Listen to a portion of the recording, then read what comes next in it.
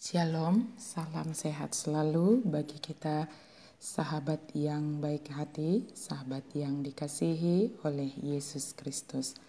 Marilah kita bersatu di dalam doa. Kami memuji memuliakan Engkau ya Allah yang maha baik, yang menganugerahkan kehidupan kepada kami hingga saat ini. Biarlah hidup kami adalah hidup yang dituntun oleh firman Tuhan, dan kami boleh menjadi pelaku firman Tuhan. Amin.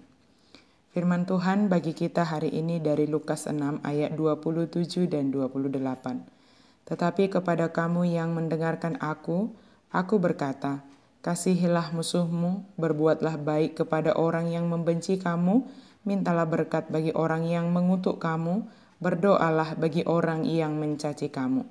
Alai hudok matuhamuna nama nangi, haholongi hamu mamusumuna, nadinggan ma bahen hamu tu nama kosomi hamu, pasu-pasu hamu akan nama burai hamu, tangyakon hamu ma akan nama ngasupi hamu.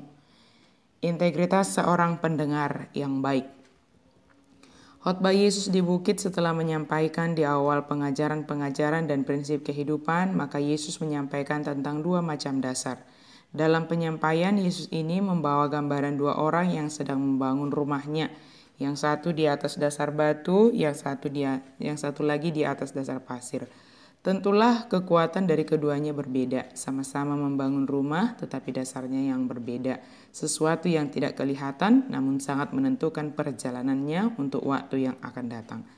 Penggambaran ini hendak mengartikan jika orang yang membangun rumah di atas dasar batu adalah orang yang bijaksana, sementara orang yang membangun rumah di atas dasar pasir adalah orang yang bodoh. Perbedaan mereka sedikit, sama halnya dengan orang yang beribadah kepada Tuhan, sama-sama mendengarkan beribadah di gereja, mendengarkan firman Tuhan yang sama, dan kembali kepada kehidupan sehari-hari sebagaimana biasanya.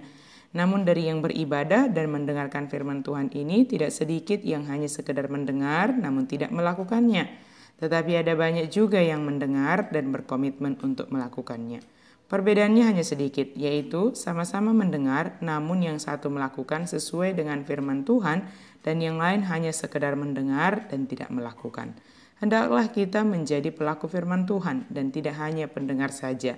Inilah yang dinamakan orang Kristen yang berintegritas, mendengar firman Tuhan dan melakukan segala sesuatu sesuai dengan firman Tuhan.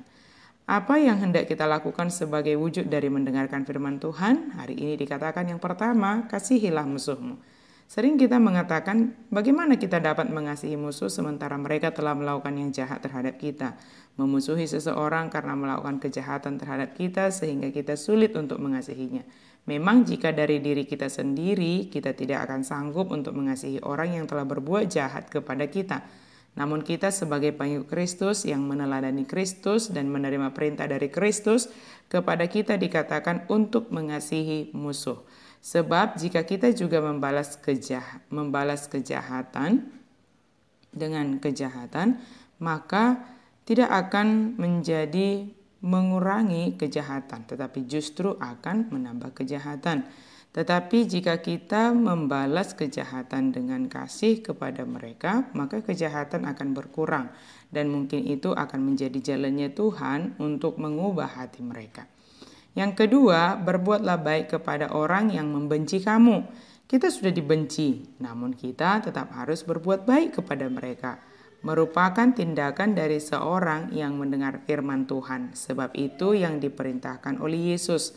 Sama seperti poin pertama, jika membalas kebencian dengan kebencian, maka semua orang akan dikuasai kebencian. Yang mengakibatkan tidak akan ada orang yang jernih berpikir, namun jika ada kebencian namun dibalas dengan kebaikan, maka kebencian akan berkurang. Tantangannya adalah dari diri kita sendiri, tantangan yang sangat besar. Namun jika kita dapat memenangkan peperangan di dalam hati kita dengan kebaikan, maka akan tercipta suasana kedamaian dan sukacita. Yang ketiga, mintalah berkat bagi orang yang mengutuk kamu. Kepada kita sudah disampaikan kata-kata yang tidak baik. Sesuatu yang tidak baik akan menimpa kita. Namun firman Tuhan katakan supaya kita meminta berkat dari Tuhan kepada orang yang mengatakan hal yang tidak baik terhadap kita. Sebab dengan kata-kata berkat yang keluar dari kita terhadap orang yang mengutuk kita, tentu hati kita yang lebih dahulu diberkati Tuhan dengan ketentraman dan ketenangan dalam menghadapi orang tersebut. Kita tidak mencemarkan hati, pikiran, dan mulut kita dengan kata-kata yang tidak baik juga, maupun dengan perkataan dari orang lain. Kita tidak mendatangkan dosa bagi diri kita sendiri.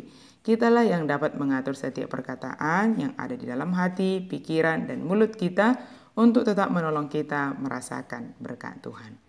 Keempat, berdoalah bagi orang yang mencaci kamu. Mendoakan orang lain yang sedang bergumul, sakit, atau masalah lain, kita sudah biasa melakukannya. Bagaimana dengan orang yang mencaci, memfitnah, menyebarkan berita bohong tentang kita? Dalam hal ini juga dibutuhkan ketenangan untuk kita mampu mendoakan mereka. Sebab ketika kita sanggup mendoakan mereka, maka melalui doa kita Tuhan pertama sekali menguatkan dan memberi kebijaksanaan bagi kita yang berdoa dalam merespons segala hal dalam ketenangan. Namun jika kita mengandalkan perasaan kita saja, maka bisa membuat kita emosi dan terjadilah hal-hal yang tidak baik. Oleh karena itu, ketika kita mendengarkan perkataan cacian tentang diri kita, pertama sekali berdoalah kepada Tuhan yang menolong kita untuk dapat berespon dengan baik dan tidak mendatangkan dosa bagi diri kita sendiri. Sahabat yang baik hati, dari keempat poin di atas, hal manakah yang akan kita lakukan dalam hidup kita saat ini? Mari kita sebagai orang yang mendengarkan firman Tuhan, kita menjadi orang yang bijaksana. Orang yang mendengarkan firman Tuhan dan melakukannya. Menjadi orang yang berintegritas, bukan menjadi orang yang munafik. Tuhan Maha Kasih menganugerahkan kasih-Nya bagi kita untuk melakukan semua ini. Sebab tanpa kasih Tuhan kita tidak akan sanggup melakukannya. Namun dengan kasih Tuhan berkuasa atas kita, maka kasih Tuhan akan menggerakkan hati kita untuk melakukan segala perintah Tuhan. Amin. Mari kita berdoa. Terima kasih Tuhan untuk firman-Mu yang Engkau anugerahkan bagi kami. Hanya kasih-Mu yang kami andalkan Tuhan, untuk kami mampu untuk melakukan firman Tuhan di dalam kehidupan kami sehari-hari. Tolong kami Tuhan, kuatkan kami, berikan kami kebijaksanaan untuk melakukan segala perintah Tuhan, karena itu adalah kebaikan bagi kami. Di dalam nama Yesus kami berdoa dan bersyukur. Amin.